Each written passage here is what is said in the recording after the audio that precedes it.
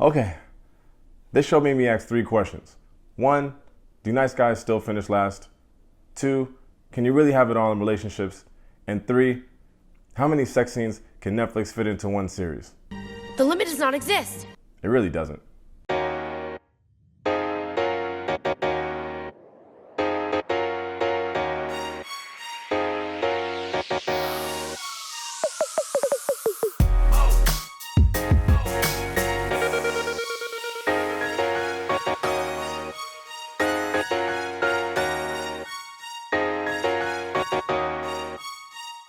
Alright, welcome to Tate's Take. If you're new here, I give spoiler-free movie and TV reviews. Give you a little background, just let you know if I think it's worth checking out or not. If that's something you're into, go ahead and hit that subscribe button for your boy. For my regular Taste Takers, let's see if this new Netflix show is a smash. Get it? I said smash? Cause it's about sex? Ugh, never mind. Alright, before we get into it, just a little background here. Sex Life is a new Netflix series. It's based on this book called 44 Chapters About 4 Men. It's loosely based on the author B.B. Easton's real life. She's a school psychiatrist that married an accountant. In the middle of living this married life, she started journaling about how she missed her younger and wilder days. Her husband, the accountant, who she calls Husbot, which is crazy, finds this journal and starts doing the things she's writing about. Yeah, all the stuff that she says she's missing from her exes. Then she realizes that he's reading it and starts making stuff up to see if he'll do that too. Yeah, and this is real life. Can you imagine? She's writing her journal like, man, can't stop thinking about Jeffrey, all those shopping sprees in Beverly Hills. Then Husband comes home like, hey babe, get dressed, we're going shopping. Ugh, the game is crazy.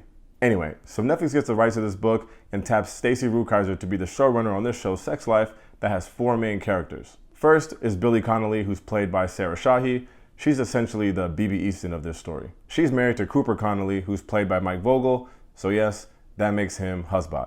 The infamous bad boy ex-boyfriend is Brad Simon, who's played by Adam Demos. Bro, can you put a shirt on?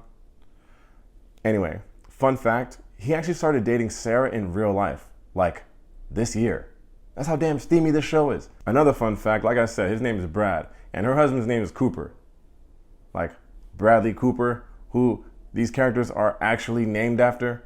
That's just a fun fact, it's true, you could look it up. Anyway, finally, last but not least, the one who has to hear about all this drama is Sarah's best friend Sasha, who's played by Margaret Odette. The show was filmed up in Toronto, and I know for a fact that those Canadians have never seen anything this spicy.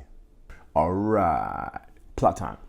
Similar to the book that it's based on, Billie's the main character. She moved from Georgia to New York City to go to Columbia, and she did it right. She always wanted to come to New York. She's living some wild nights, having some wild hookups, all with her wild best friend, Sasha. In the midst of this New York City sexual awakening, Sarah meets Brad, the super hot owner of a record label who, of course, has an Australian accent for good measure. The two of them start dating and are having the wildest sex ever captured on Netflix cameras, but it doesn't work out. And 8 years later, Billie meets Cooper. Now, Cooper might not have no record label or no accent, but he still looks like a Ken doll, and he's doing just fine as an investment banker. Plus, he's actually a nice guy. They get married, have a couple kids, and try to live happily ever after. But of course they can't. Billie's become the stay-at-home mom and is seriously starting to crave her old life and her old flame. Yep, my man Brad.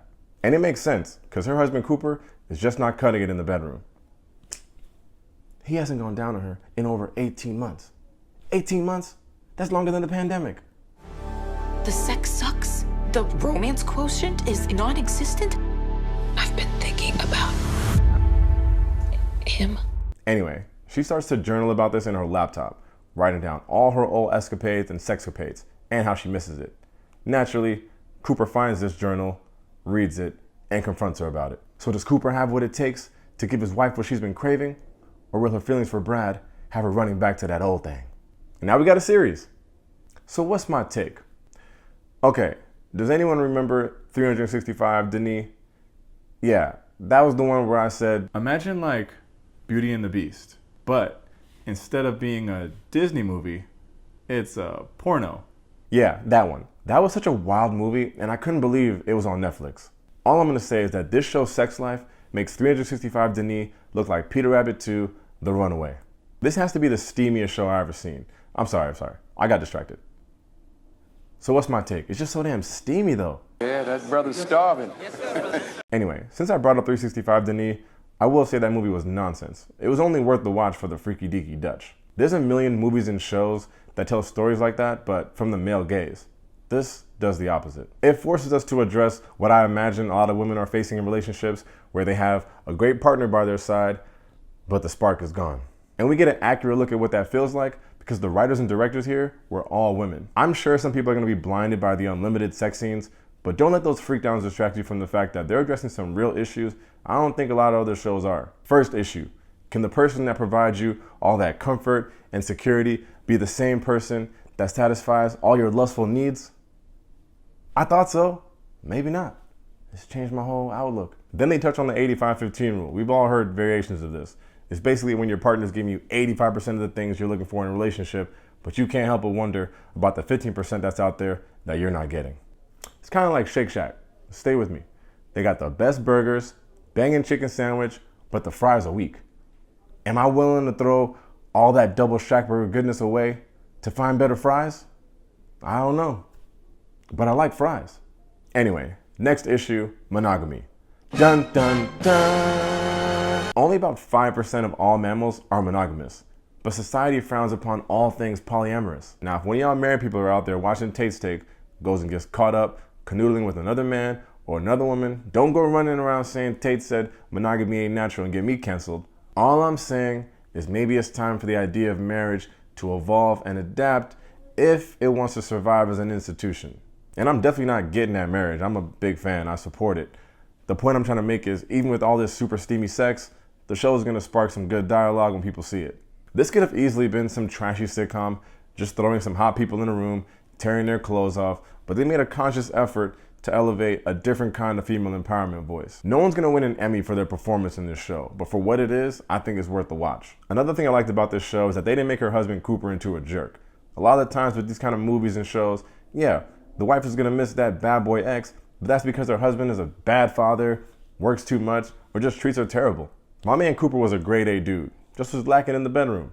It made Billy's tough choice more realistic and created a real debate about whether you're Team Brad or Team Cooper. And speaking of the bedroom, another good thing about this show is that they actually brought in intimacy coaches to make these scenes look as good as possible. Stacy, the showrunner, explained that like a lot of the times in Hollywood, the script will literally just say like, now you have sex. Makes it even more awkward for the actors. Here, they get some specific instructions on how to make it look a lot more natural. And here at Tate's Take, we take our intimacy seriously, so we salute you. It was specific. They was giving them some specific instructions. This is crazy. I'm gonna give Sex Life 4 stars. This isn't a breakthrough in television by any means, but if you're the intended audience for this show and you know who you are, I think it's pretty well done. Don't go in my comments like, I just got out of watching No Man Land and Minari. How could this be 4 stars? Hello. And first of all, for the record, this actually is better than No Man Land. That's a story for another day. But we're not talking about Oscar-worthy performances here. We're talking about the sexy category on Netflix. This is the best of the bunch. Like, that's what I'm dealing with here. I can really see this catching on and trending on Netflix when it comes out. This is I hope it's one of these hot topics because I think a lot of people are gonna watch it. A lot of freaks out there. And it's Netflix, so no one's gonna know you're watching it. Sneaky. It really does leave us with some good lessons though. Like for men, you can have it all. The money, the job, you could be a good dad, have a nice personality, but if you're not bringing that spice in the bedroom, I don't know what to tell you because these women, they want fries. And they deserve fries. And a lesson for the women, if you're gonna be journaling about your wild sexcapades, maybe put a password on your laptop. Sex Life is available exclusively on Netflix right now.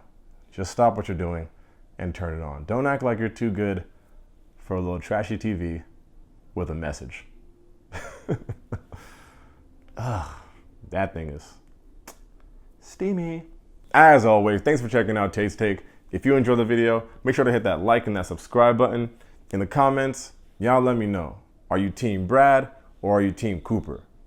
I don't know. I think I'm Team Billy. Just do you, girl. Anyway, thanks for the time, y'all. Peace.